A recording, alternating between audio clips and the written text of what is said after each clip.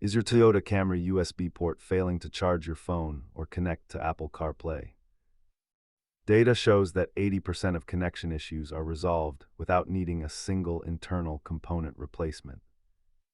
Let us walk through the diagnostic steps to identify exactly why your port has gone silent. Start by clearing out pocket lint and testing a fresh cable before assuming the hardware is dead. If cleaning fails, look for bent pins inside the port or a potential blown fuse in your interior block. Check if your Camry needs a firmware update, as out-of-date software often causes handshake failures with newer smartphones. Simple cleaning is a quick DIY fix, but if the module itself is damaged, you will need a professional technician.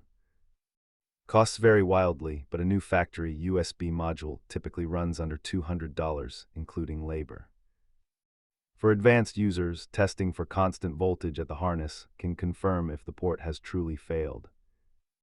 Keep a set of plastic trim tools handy to avoid damaging your dashboard while accessing the connection points. Remember, always check the physical port connection before diving deep into your vehicle's wiring. If this helped you get your phone charging again, hit that subscribe button for more Camry troubleshooting tips.